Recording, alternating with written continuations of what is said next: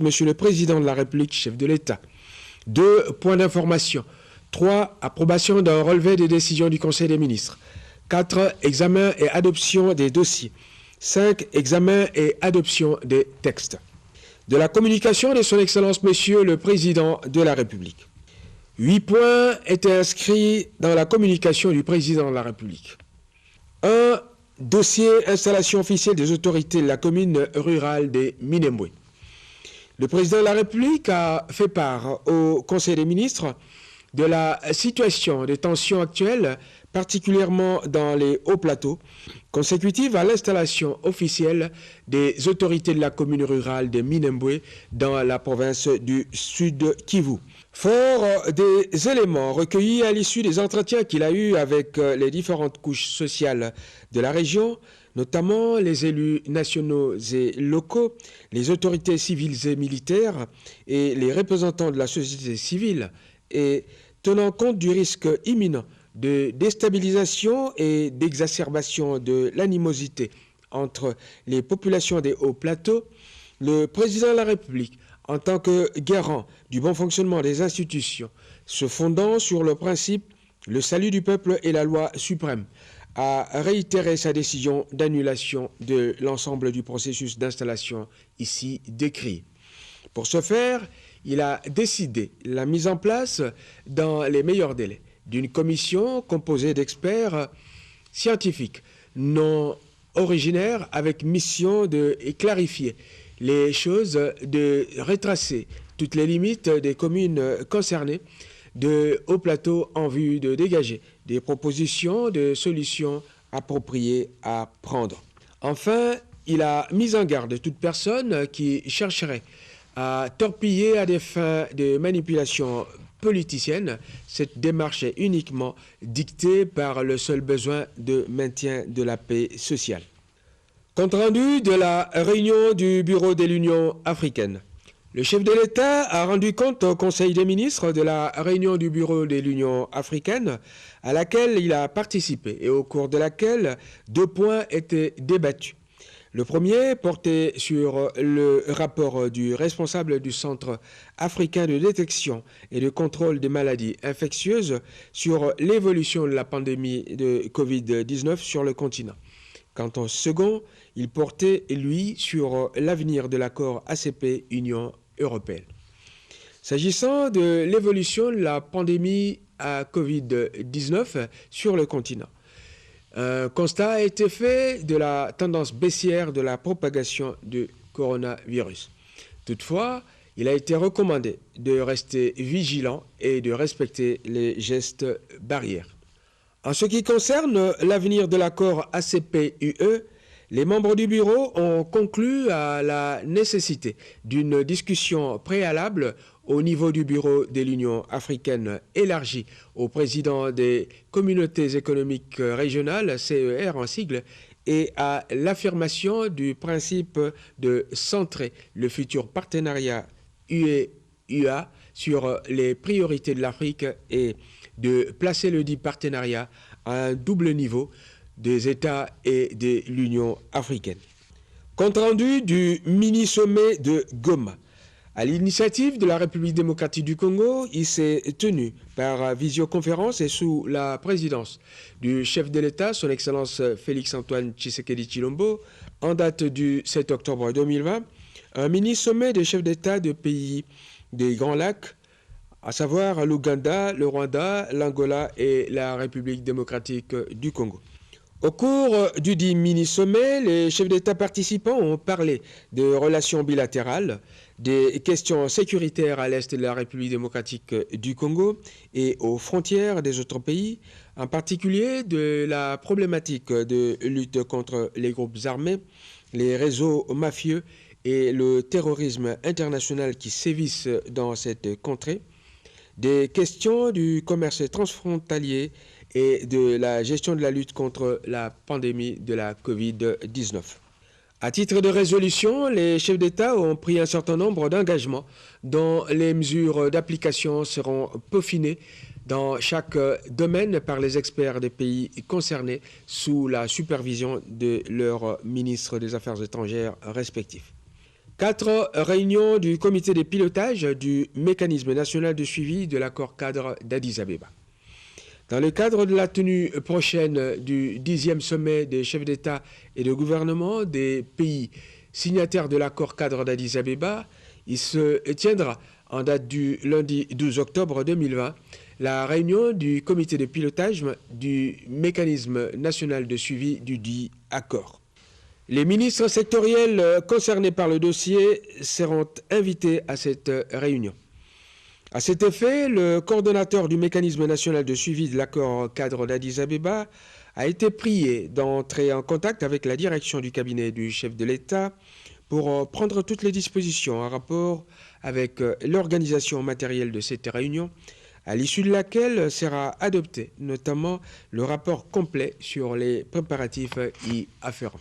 5 réhabilitations de la nationale numéro 1, tronçon Mwanda-Boma, et de la nationale numéro 12, tronçon Manterne-Tchela.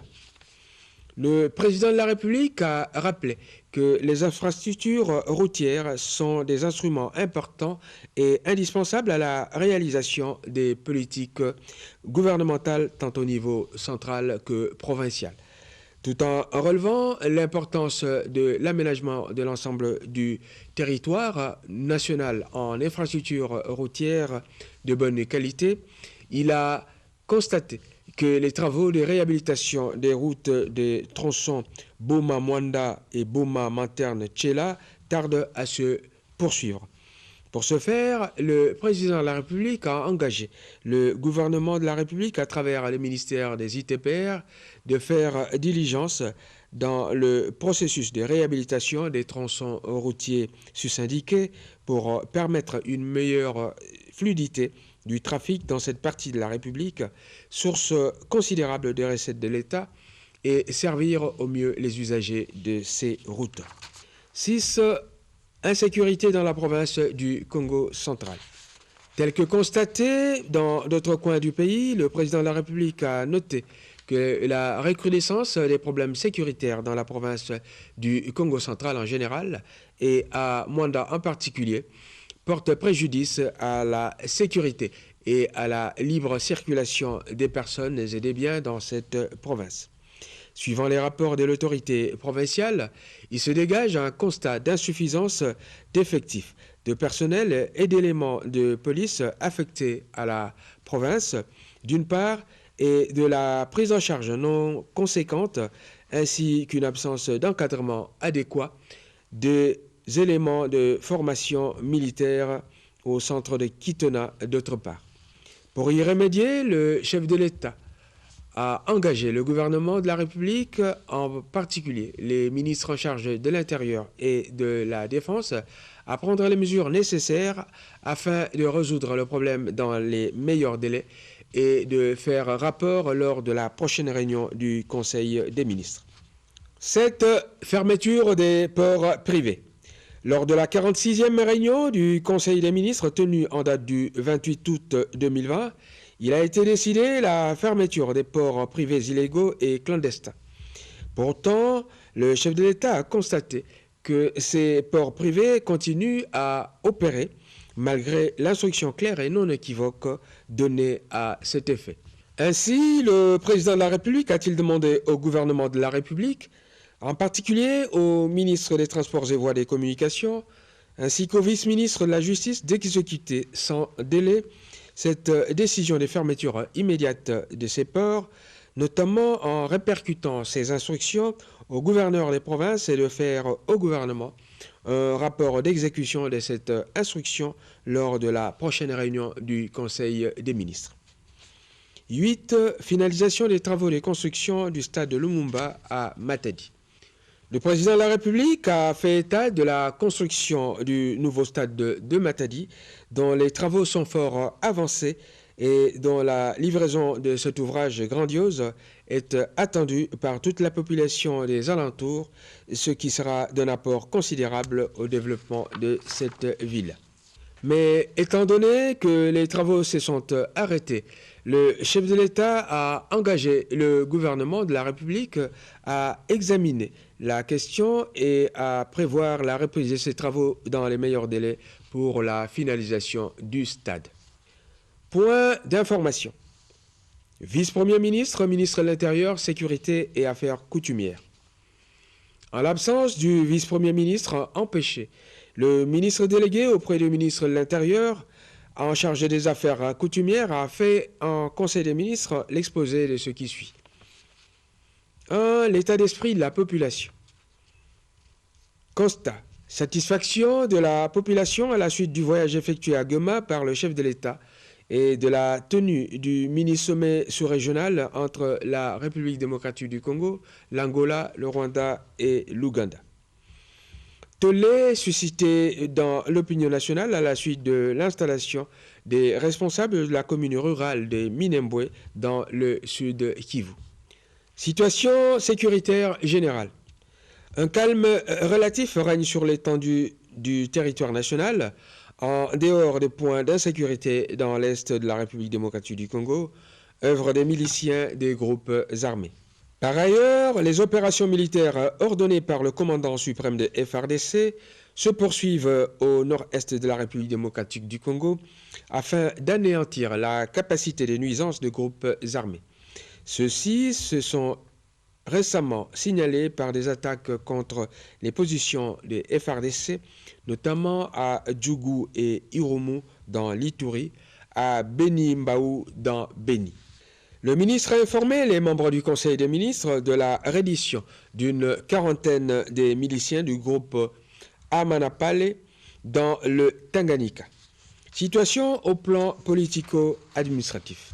La conférence pour la paix et la réconciliation des communautés Lulua du Kasaï central et Kuba du Kasaï est prévue entre le 9 et le 11 octobre à Kananga. Situation des institutions provinciales.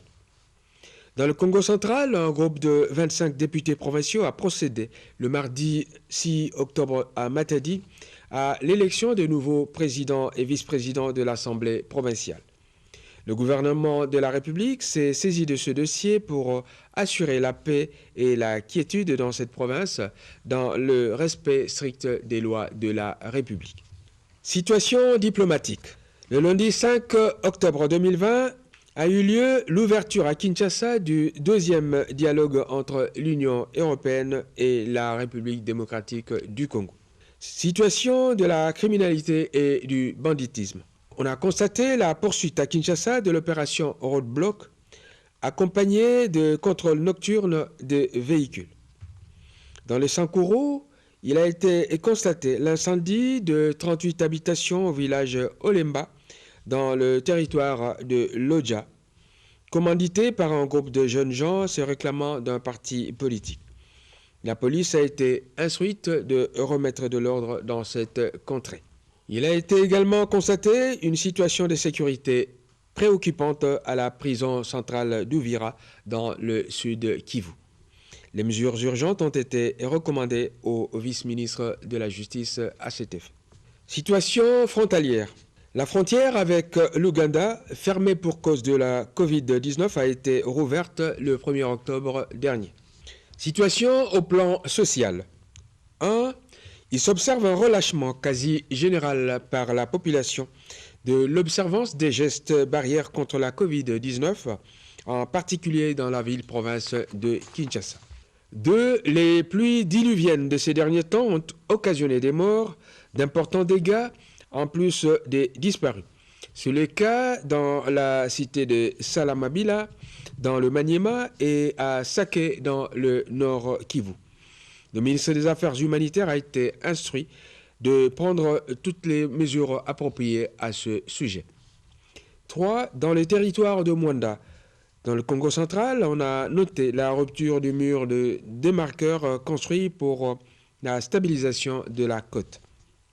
Les autorités compétentes ont été instruites de prendre les dispositions utiles à ce sujet. Ministre d'État, ministre de la Coopération internationale, intégration régionale et francophonie. Le ministre d'État a présenté le rapport sur le dialogue politique entre la République démocratique du Congo et l'Union européenne, tenu à Kinshasa du 5 au 6 octobre 2020, et le communiqué conjoint y relatif. Le ministre d'État a informé le Conseil des ministres qu'il s'est tenu du 5 au 6 octobre 2020 à Kinshasa la deuxième session du dialogue politique République démocratique du Congo-Union européenne après celle de 2009. Ce dialogue a connu la participation d'une part des ambassadeurs extraordinaires et plénipotentiaires de l'Union européenne et de ses États membres présents en RDC et d'autre part des membres du gouvernement congolais et des autres personnalités de la République. Ce dialogue a été organisé autour des objectifs partagés en matière politique, économique, sociale et humanitaire qui unissent la République démocratique du Congo et l'Union européenne à travers ces documents de référence, à savoir le programme de gouvernement, le plan national stratégique de développement 2019-2023 et le programme multisectoriel d'urgence d'atténuation des impacts de la COVID-19 en République démocratique du Congo.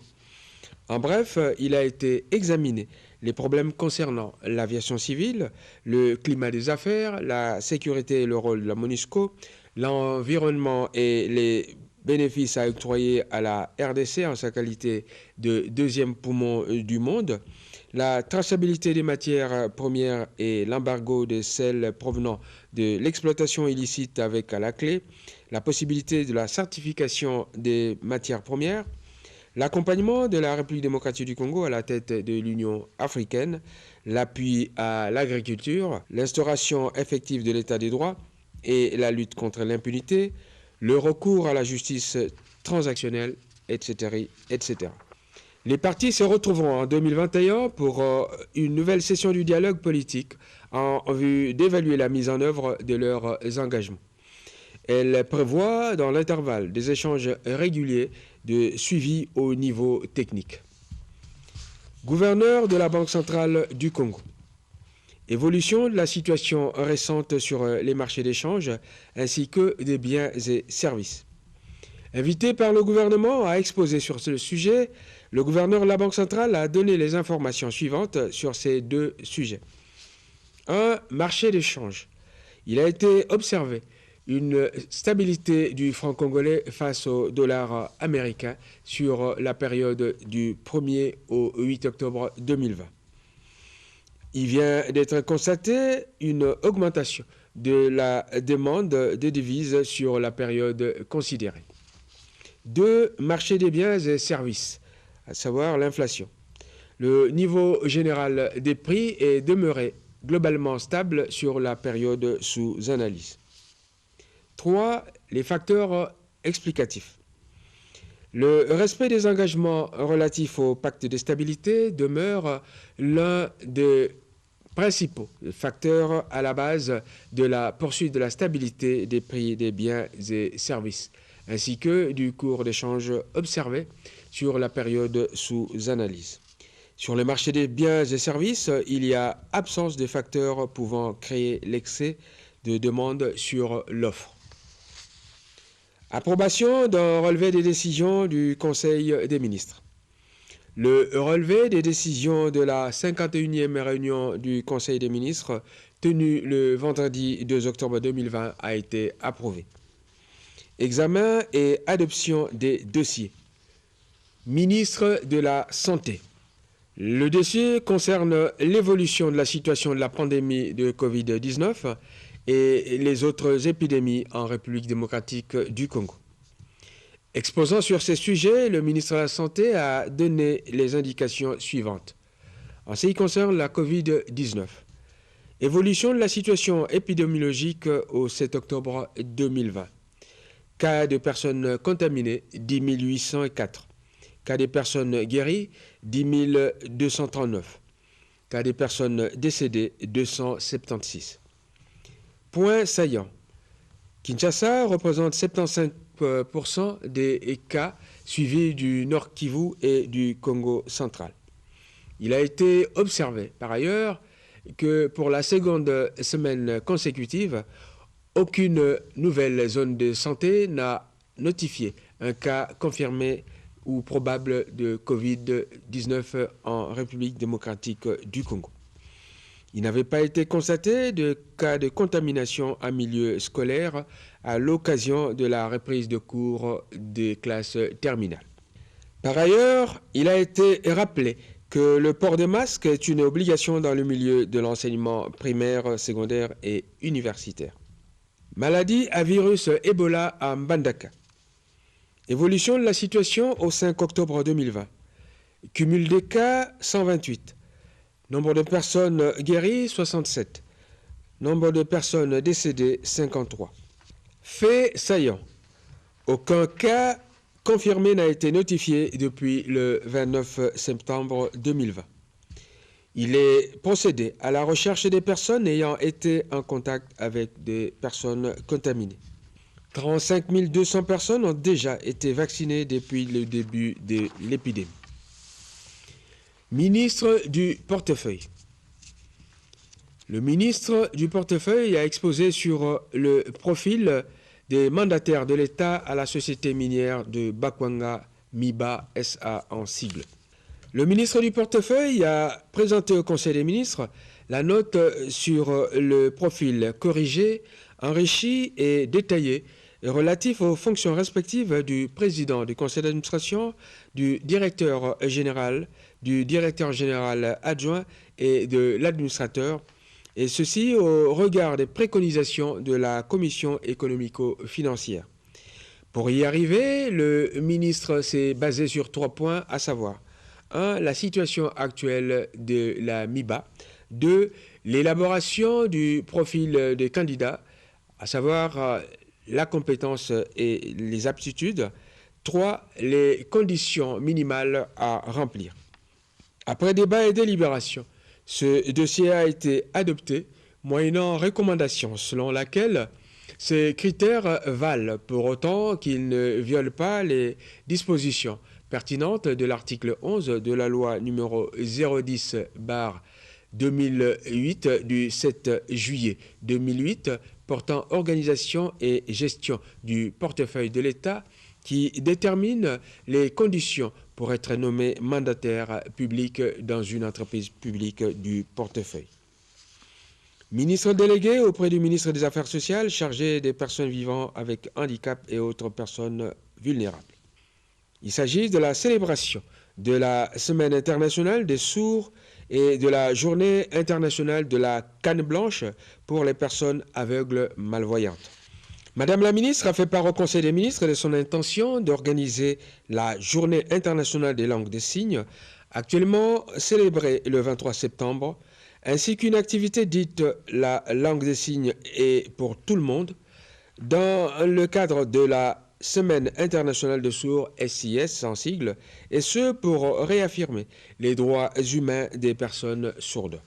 La raison de cette journée est d'éduquer le monde en matière de cécité et de lui montrer comment les aveugles et les malvoyants vivent et travaillent en toute autonomie pour contribuer au bien-être de tous.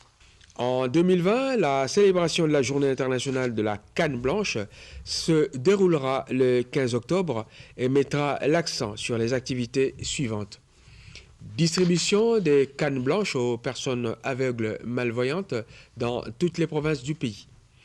Journée d'échange avec les policiers de roulage et les représentants des associations de chauffeurs et des motocyclistes sur l'assistance et les orientations des usagers de la canne blanche. Journée de réflexion sur la prise en compte des besoins spécifiques des personnes aveugles et malvoyantes dans les mesures barrières de lutte contre la Covid-19 pour 60 personnes au moins. Madame la ministre a demandé au Conseil des ministres l'adoption de ce dossier et l'octroi des moyens nécessaires pour l'organisation de ces activités. Après débat et délibération, le dossier a été adopté. Examen et adoption d'un texte. Vice-premier ministre, ministre du Plan. A. Projet de décret et d'un arrêté y relatif.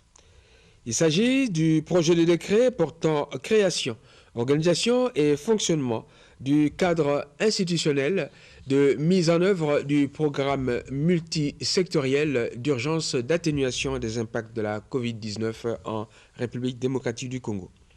Il s'agit également du projet d'arrêté ministériel portant organisation et fonctionnement de l'unité technique de coordination de l'exécution du programme multisectoriel d'urgence d'atténuation des impacts de la COVID-19 en République démocratique du Congo. Après débat et délibération, ces projets de décret et de l'arrêté relatif ont été adoptés. B. Projet d'arrêté interministériel. Il s'agit des 8 projets d'arrêté interministériel, à savoir 1. Projet d'arrêté interministériel portant agrément du projet d'investissement de la société Muliacap SARL. 2. Projet d'arrêté interministériel portant agrément du projet d'investissement de la société Pigma Énergie SARL. 3. Projet d'arrêté interministériel portant agrément du projet d'investissement de la société Les Brasseries du Congo, Bras-Congo en sigle SA. 4. Projet d'arrêté interministériel portant agrément du projet d'investissement de la société JIRS Compagnie d'Air Congo SA. 5. Projet d'arrêté interministériel portant agrément du projet d'investissement de la société Horizon SARL / Horizon Haute. 6. Projet d'arrêté interministériel portant agrément du projet d'investissement de la société Kinglass KG en sigle SARLU. 7. Projet d'arrêté interministériel portant agrément de la société d'investissement Camet SARL. 8. Projet d'arrêté interministériel modifiant et complétant l'arrêté interministériel numéro 087-CAB-MIN-PLAN-2017 et numéro 077-CAB-MIN-FIN-2017 du 13 septembre 2017 portant agrément du projet d'investissement de la société Blue Energy SA. Les projets d'arrêté examinés ayant déjà été adoptés par la commission ECOFIN ainsi que par la commission des lois et textes réglementaires, Madame la vice-première ministre, ministre du Plan, a sollicité l'adoption de ces projets pour signature conjointe avec son collègue des Finances. Après débat et délibération, les projets d'arrêté interministériels concernés ont été adoptés. Commencé à 12h40, la réunion s'est terminée à 19h19. Je vous remercie. Les eaux en furie de la rivière Kihira à l'entrée du territoire de Massissi avaient coûté la vie à 14 personnes, englouti plusieurs maisons d'habitation et emporté du bétail. Le manque de ces ponts qui relient la ville de Goma au territoire de Massissi et Walikale, ainsi que la province du Sud Kivu, prive les villes de Goma et Bukavu en denrées alimentaires. Informé de cet état des choses, le président de la République, Félix-Antoine Tshisekedi Tshilombo, est arrivé sur place à Saké pour voir l'avancée des travaux de construction du nouveau pont. Il a promis des moyens financiers supplémentaires afin de terminer les travaux et rétablir les trafics sur cette importante route nationale numéro 2. Devant la population de Saké en liesse rassemblée au centre de cette bourgade, le président de la République a annoncé ce que la population souhaitait entendre. Amjambo, batoto a Saké amjambo. Voilà. Avant toute chose, j'aimerais d'abord que nous observions un petit moment de silence en mémoire des nôtres qui sont morts dans cette inondation dramatique.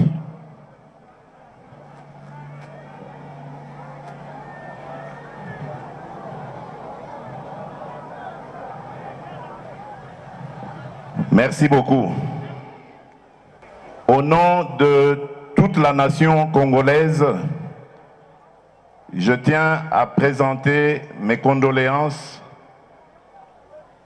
à toute la population de Saké et à toutes les familles qui ont été durement touchées par ces pertes.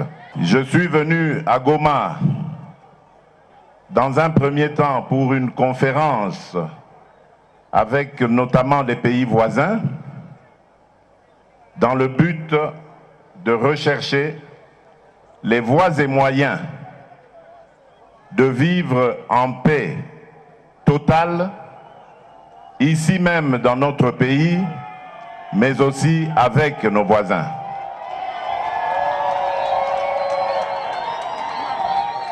Et bien entendu, venu pour cela, je ne pouvais pas me priver de venir saluer nos compatriotes ici à Saké, mais également ceux de Goma et de tout le Nord Kivu, pour les encourager et leur dire que je suis conscient des douleurs qui sont les leurs, conscient des malheurs qui sont les leurs, et que tant que je serai le chef de l'État de la République démocratique du Congo, je ne les abandonnerai jamais.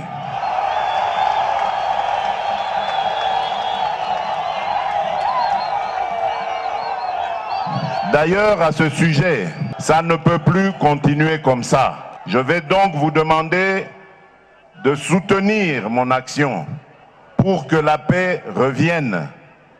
Et pour cela, chers frères et sœurs de Saké, vous devez condamner tous les nôtres qui sont actifs dans les groupes armés.